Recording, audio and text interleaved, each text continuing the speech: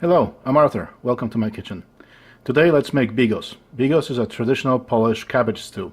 So of course you're going to need some cabbage, and I have two medium-sized heads of cabbage, and also I had some leftover cabbage that was partially used, so I'm just going to use it up, because actually the beauty of this dish is that you can use it to use up whatever leftovers you have from holidays. Like I'm filming this right after Thanksgiving here in the United States, and so I'm sure plenty of people have plenty of leftover turkey and maybe some ham. You can use that. But to me personally, as far as meats go, the two main ingredients that you'll need are some bacon, good quality bacon, and I already bought some diced bacon.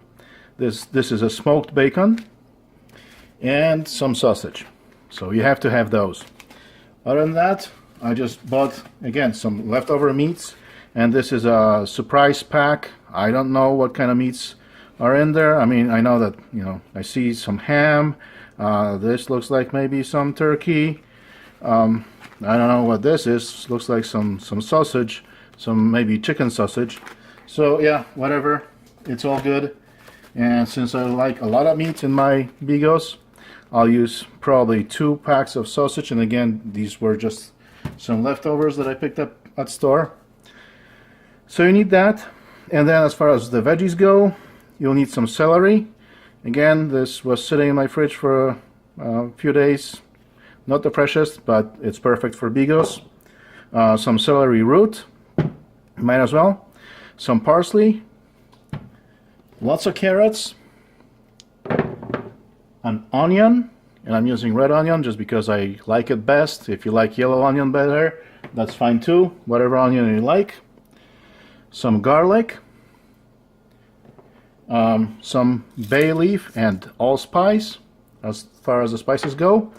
And to increase acidity towards the end of the cooking, I'm going to use lemon juice. So some lemon. And I'm going to need some tomato sauce, but also I'll add some diced tomatoes.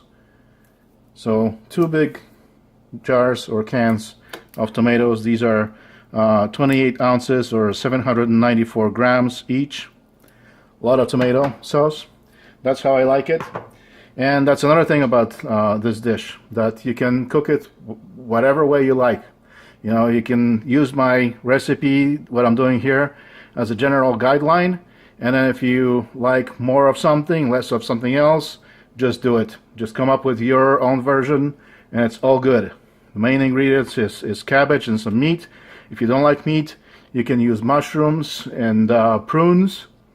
That's actually the version of the dish that's cooked for Christmas in Poland, with prunes and mushrooms instead of meat. So you can do that. And continuing with ingredients, I'm going to use some mustard. Whatever mustard you have, it can be a yellow mustard, whatever. And this is not a typical ingredient, but I like horseradish, so I'm going to use some mustard with horseradish. This is a mix of mustard and horseradish. And now going on to a totally atypical ingredient. Well, maybe this one, the first one, is kind of fairly typical. It's some red wine. So a glass or 2 of red wine. The rest is yours while you're cooking. So that's the beauty of cooking this dish. But now, totally atypical ingredients that I do like to put in my bigos is sriracha hot chili sauce. I know that a lot of people love this sauce. And this time I'm going to add some jalapeno pepper. Again, I just have a little leftover. Came across it in my fridge. It's going in. Some ginger. Just a little bit, maybe half of this. Just a little ginger accent just because I love ginger. Maybe some crushed red pepper flakes. Definitely some cayenne red pepper. Just a little bit. And because I love turmeric, a little bit of that as well. And again, these ingredients are totally not typical, and a lot of Polish cooks will probably be commenting on this and saying, "You're crazy, what are you doing? This stuff doesn't go in bigos." Hey, to me, this is a kind of dish that as long as you have your base ingredients, everything else is free game. So that's what you're going to need, and I'm not giving right now any actual quantities, amounts. Just go by the feel. You have the rough idea of what you're going to need. Maybe I'm a little bit heavy on the meat. Maybe this is a little bit too much, so I might cut down on that. But I do like a lot of meat in my bigos, so I might end up adding all of it. So the first thing to do is to cut the cabbage, and to do that you can use a slicer like this. You just cut the cabbage into smaller pieces, slide them across. Careful not to cut your fingers. So that's one option, but I'm too lazy for that. I'm going to use my food processor with the slicing blade. So that's what I'm going to do, and I'm just going to slice all this cabbage into a big ball, and hopefully most of it will fit in it. And as I slice, I'll be adding it to a big pot. So that's actually another thing that you'll need. You'll need the biggest pot you can get in your hands. No pot is too big for it, I think. I'll check the size of mine, but I believe it's around 3 gallons. So that would be, I don't know, 5 liters, probably more than that. So again, a big pot. All this cabbage and all the other ingredients have to fit in it. So let me get started by slicing all this cabbage, and then I'll come back. Actually, before we get into shredding cabbage, let's get into preparing the meat. So I'm going to fry my bacon a little bit, and since this is smoked bacon, you don't really need to do that. It's perfect as is, but I just like the extra aroma of the fried meats.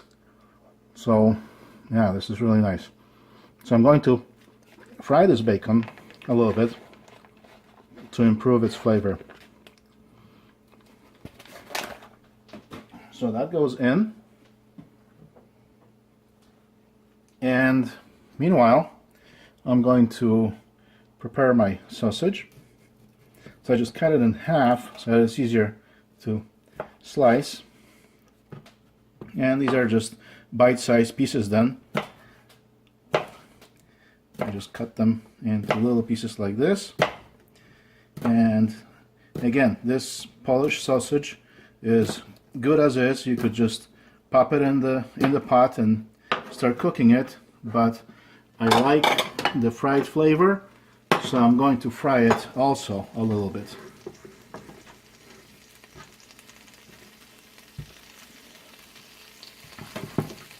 Same for this piece. Just cut it in half, slice it, and fry it. So once the bacon is ready, I'm going to transfer it to a dish, and then I'm going to put the sausage in the frying pan and fry that a little bit.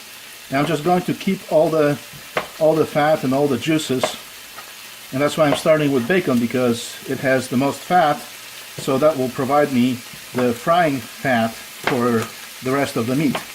And then I'll go with the second fattest ingredient, which is the sausage, so that will add some more fat to the frying pan, and then I will fry the meats. So that's what we're doing here. That's the second step, and I'll come back when that's pretty much done. And this is about all you need in terms of frying bacon. You don't want to crisp it, you just want to fry it a little bit, let the juices flow, and let it get that aroma of fried meat. And I just transfer it to a bowl, set it to the side, and I'll start cooking sausage. You certainly don't want to crisp it. That will be way too much. This bacon needs to still be like this, not over fried. So after I transfer this, I'll get started with the sausage.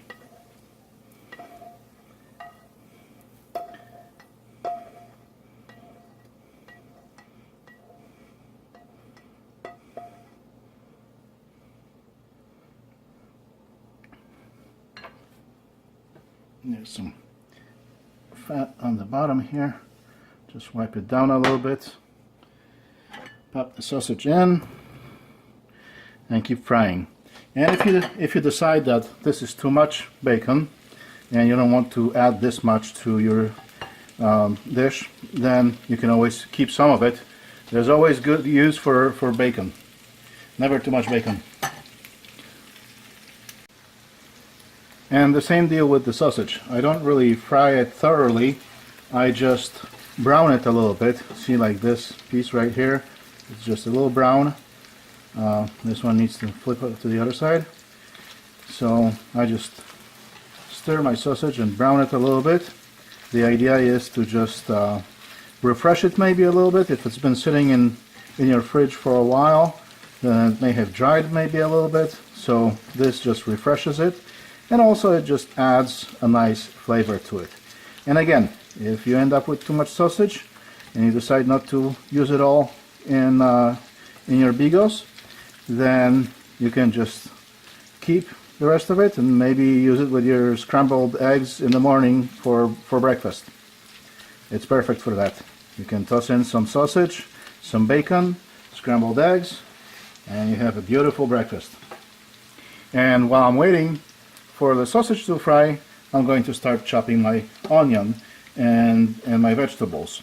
So for carrots, I'm just going to cut it into pieces like this, and I'm going to cut the parsnip to similar size pieces. So I'll just chop this part off, cut it in half, maybe in quarter, and then slice that. Onion, rough cuts, no need to finely chop it.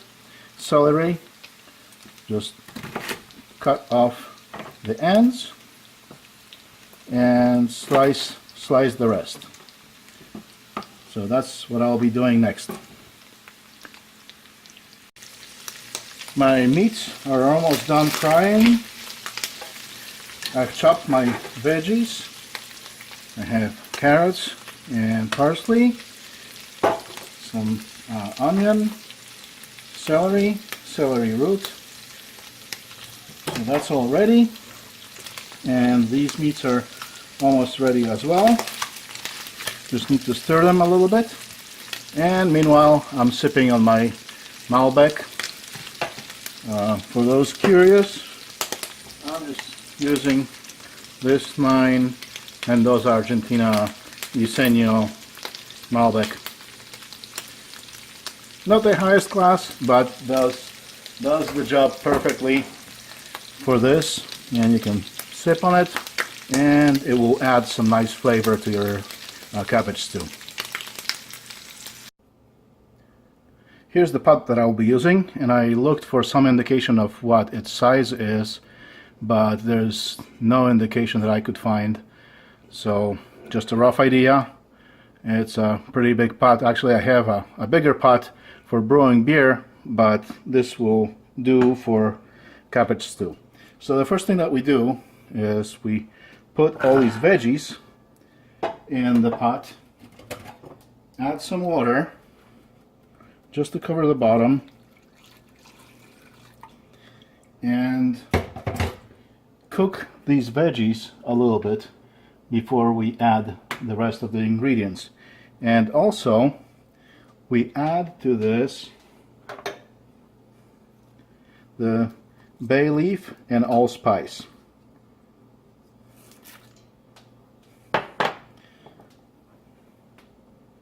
And we stir this a little bit.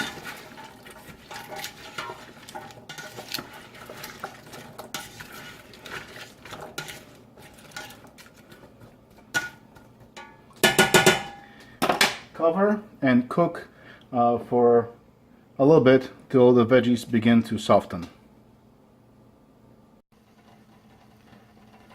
While the veggies are cooking on medium-low heat, let's take a look at how I shred this cabbage. I cut the head in half.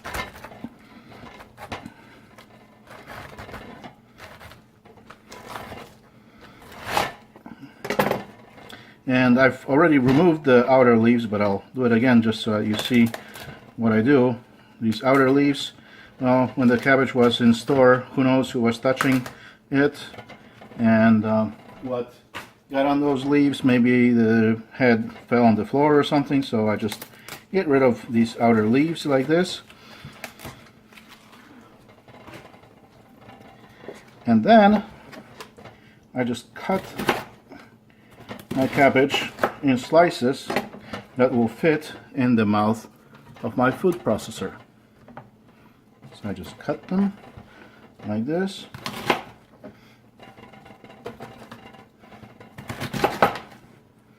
And then shred it.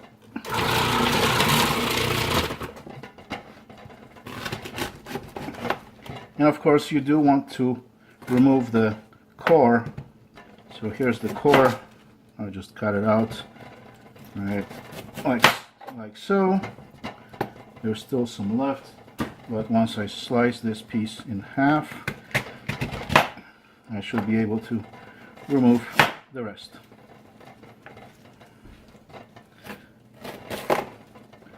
Just like that, and in the processor it goes.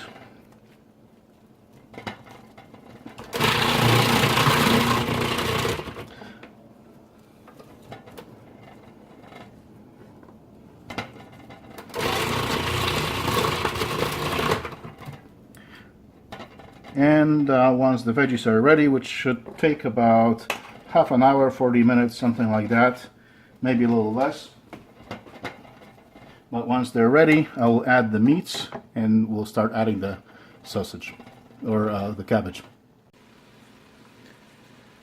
It's been only about 20 minutes since I started cooking veggies, but I'm happy with how soft they got. So it's time to continue. So what I'm going to do is add all the sausage, bacon, ham, and whatever other leftovers there were. And yeah, that's a lot. That will be a bigos with a lot of meat in it, which I have no problem with that. I'm happy. And then I'm going to add my shredded cabbage. So I'm going to add the first portion, just fill the pot with it, and then as it cooks it will reduce in size, and I will add some more as that happens. So I pretty much fill the pot like so, and then I'm going to stir this pot a little bit because I don't really need my veggies on the bottom. I want to mix them with the cabbage. So I just lift like that, and actually I'll use this spoon for that. Should be better.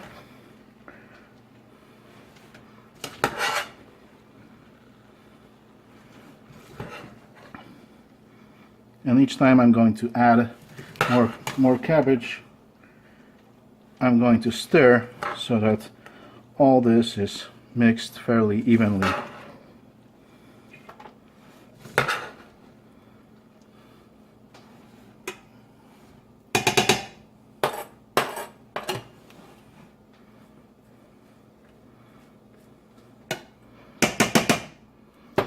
Alright, add some more since I have some room, and then I'll cover and let it cook.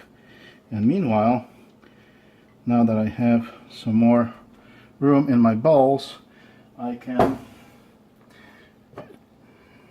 transfer the cabbage that I have in my food processor and shred some more, because I have all these slices here ready to be shredded.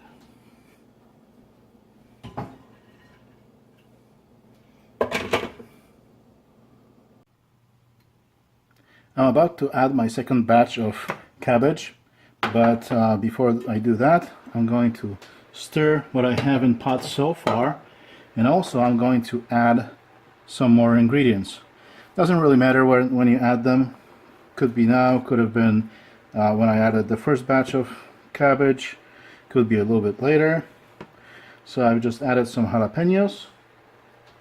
I'm going to add some ginger, and I don't know, about what does it look like? Tablespoon?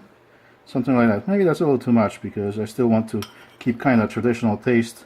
So I'm just going to add maybe a teaspoon of ginger or so. And then whatever ginger you don't use up, you can just mix it with some olive oil and store it in the fridge. And if you use it within the next few days, you're good. So I'm not going to worry about that. I'm going to add my garlic.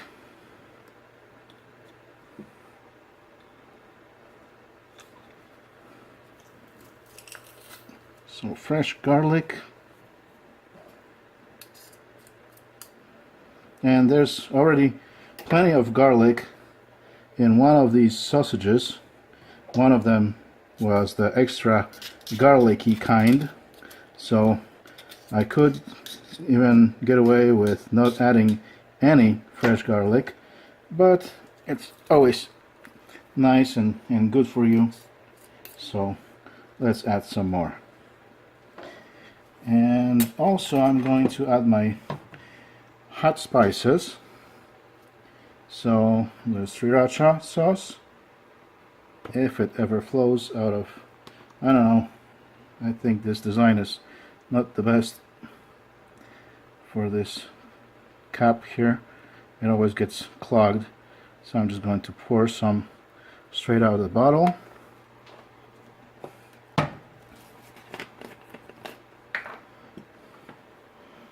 Some pepper flakes, about half a spoon or so. I just like my cabbage stew spicy, so that's why I add all these spices. If you like your food milder, then of course you don't have to add any of this. I just like it to have a little bit of a bite. This should do it, and of course as you cook it you can taste it and see and decide on whether you want to add some more or not. And I'm actually going to stir in also some horseradish, so a good spoonful, maybe two.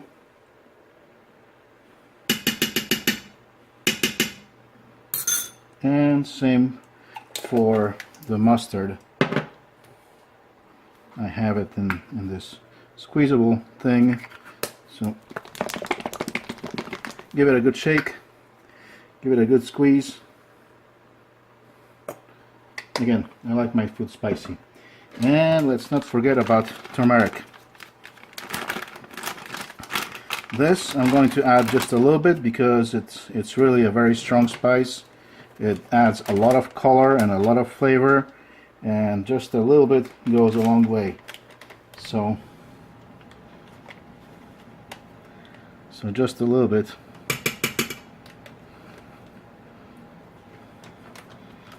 I could probably use a fresh spoon for that. Maybe a little bit more, but just a tiny little bit. Like this much. This is just I don't know, quarter teaspoon. That's plenty.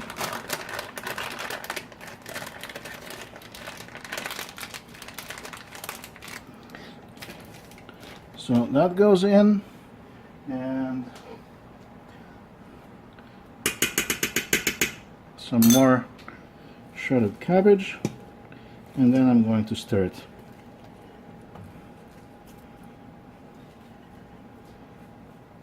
And once it cooks some more, I'll add more.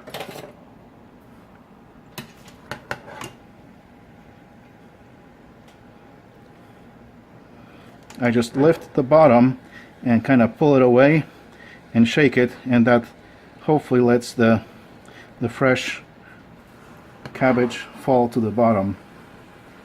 So that's how I mix it.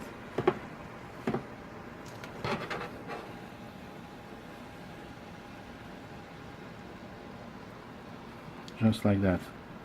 And I'm now cooking on medium-high heat.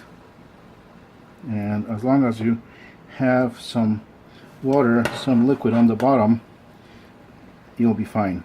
And you can see the difference between the freshly added lettuce or cabbage. Yeah, like this stuff here, this is a little bit lighter and opaque, and this one is cooked and it's a little translucent and not as white. And actually some people use sauerkraut instead of cabbage, or mix it half and half sauerkraut, half cabbage. I like cooking my stew with only the fresh cabbage, but if you like sauerkraut, then by all means give it a try. Maybe try it one time the way I do it, the next time the way half and half or something, and see which version you like better. Again, no absolute one correct way. This is the kind of dish that you can experiment a lot with and come up with your own unique version, and it's all good. As long as you like the taste, that's all that matters.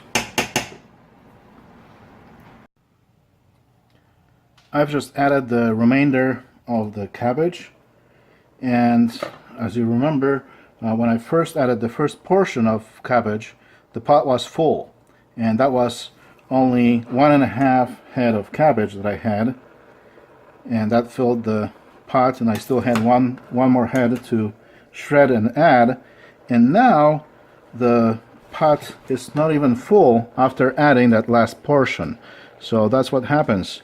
You know, don't worry if you add your cabbage and your pot is full and you still have a lot more cabbage left over to add. It will eventually, what's in the pot will eventually reduce in size. As the cabbage cooks, it will release the juices and it will shrink. So that's all okay. You just keep adding your cabbage until it cooks, and hopefully you can see the difference between this fresh cabbage right here, nice and white, and this yellowish here that's been cooked. So that's what you're looking for. You just keep stirring, and that mixes your vegetables, mixes your meat and cabbage and everything, and the spices, and eventually there will be so much juice released that you'll end up with this liquid bubbling on top. And then we will cook this uncovered to let some of that water evaporate and for the liquid to thicken. And a lot of it will come from the tomato juice, or from the diced tomatoes and tomato sauce. That will add a lot of liquid to this. But before we add these, because tomatoes are acidic, and that will kind of stop the cooking process. So first I want to cook my cabbage to the point where I like it, how crispy it is and how soft it is. And once I reach that point, that's when I'm going to add my tomatoes and my wine and my lemon juice, because all these acidic ingredients will kind of stop the cooking process. So we'll cook a little bit more, and shortly we'll be adding all these ingredients. Let's see what we have so far. The cabbage has been cooking for a while and it started steaming. So let's grab a little sample.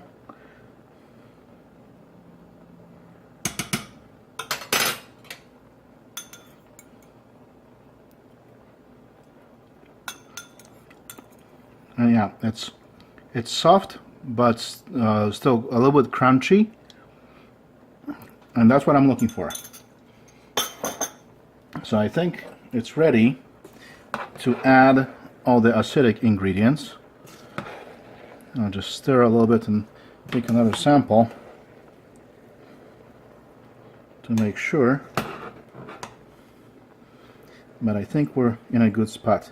And all this meat that I've added, and I was kind of concerned that it might be too much, actually turned out that it distributed well throughout the stew, so it's looking good.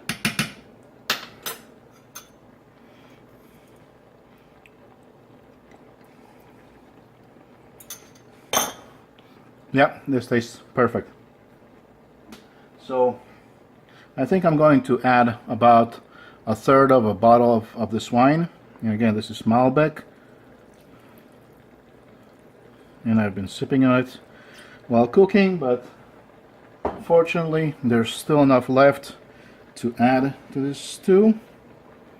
And I'm adding my diced tomatoes and my tomato sauce. And I like my stew very tomatoey, so I'm adding a lot of it. If you don't like this much tomatoes in your food, you can certainly add less. Again, it's just a matter of personal preference, but we're cooking a fairly good amount, so that's not a problem. It will actually distribute and combine with the rest of the flavors, and it won't really, it seems like a lot that I've added, but it won't be all that much. You could actually add even more. Basically, I'm looking for this brownish color of my stew, which both wine and the tomato adds to that color, creates that color. If you like your stew a bit on a lighter side, then yeah, go easy on tomatoes. And actually I might add a little bit more wine even, because still the color is not what I'm looking for. But maybe as I stir, it will get better. But again, you know, I just add a fairly large amount of ingredients, and still the pot is not completely full.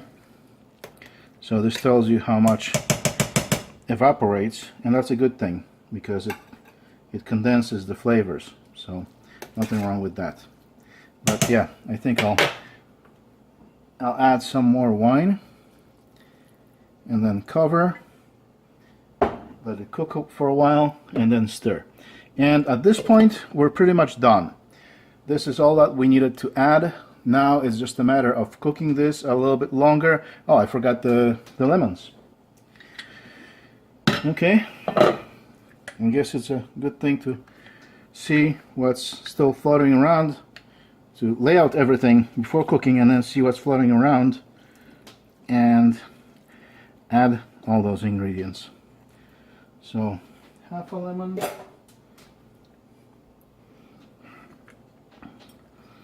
another half, and I love lemons, so I have no problem if this stew will taste kind of lemony. I'm happy with that. So let's see how these flavors combine. I've just added a whole lemon, or juice from whole lemon.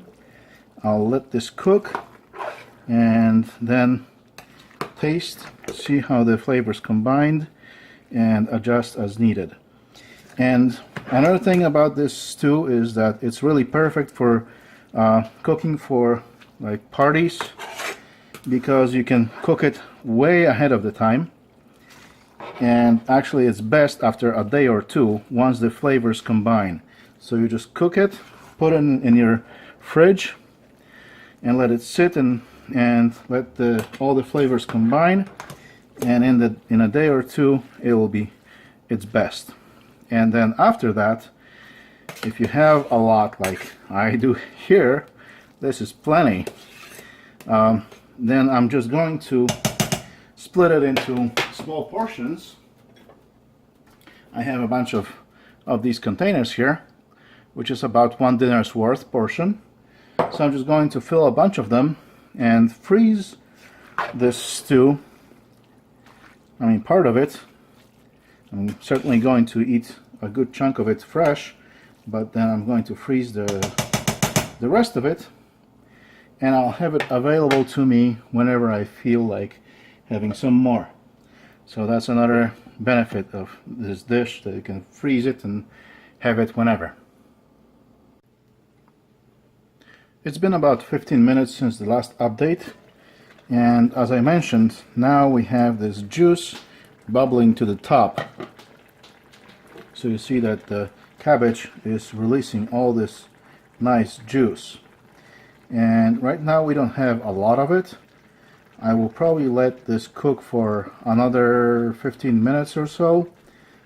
Really, this dish is ready even now. It could be served, it can be eaten now, it's good to go. But I'm going to let it cook some more and let it release some more juice. And I'm going to stir it a little bit more. And if you end up with a lot of this juice, you can just take some of it out, just spoon it away, you know, just push your spoon in and collect the juice like this and transfer it to a dish, and then you can freeze it and use it for some other dishes. Like I was thinking what I would use it for, because this juice will have a very strong flavor. So you can use it as a sauce for maybe mashed potatoes for a steak. Or maybe, I don't know what else, but it would have to be a dish with a really strong flavor as the main portion of the dish, and then you would use this as sauce for something less flavorful, like maybe mashed potatoes. So that's what you can do with excess sauce, but right now I don't think I'm going to have this problem. I think I have just the right amount of juice, and at this point you would try your flavors and see if you want to change anything, if you want to add some spices, and then add them accordingly. But I'm actually pretty happy with what I have so far. I think that this came out really very nice. And again, you know, this is a dish that, well, that you can just use whatever leftover ingredients that you have on hand. That's one thing, but the other thing is that it takes a while to cook this dish. It actually took me, I think, somewhere around 3 hours, just chopping things and adding them to the pot, and you know, it's a process. So you gotta give yourself a lot of time. Do this maybe on a weekend when you have plenty of time. You can just enjoy cooking and maybe invite some friends and do it as a group. Have some people, you know, do the chopping, others shred the cabbage, and just have fun. You know, maybe open 2 bottles of wine and just enjoy some wine and cooking together, and use some of that wine for the cabbage stew. But yes, it will take some time, but it's certainly worth it. And I think that once you try it for the first time and discover the flavor, you'll appreciate what it is, and you will want to do it again. Yeah, this tastes just perfect. When I first tried it earlier, I thought it was pretty spicy. Now that I just tried it, initially I didn't really feel its spiciness, but once I swallowed that little bit of cabbage, the spiciness hit me like right after that. So I think it's pretty good. I might add some little bit more spice, but I just love it how, you know, how smooth it went in, and the spiciness of it just came right after that. So it's pretty cool. So that's pretty much it for this video. If you like what you just saw, then subscribe to my channel. There will be more videos coming. Give me a thumbs up for this video, and I'll see you guys later. Bye bye.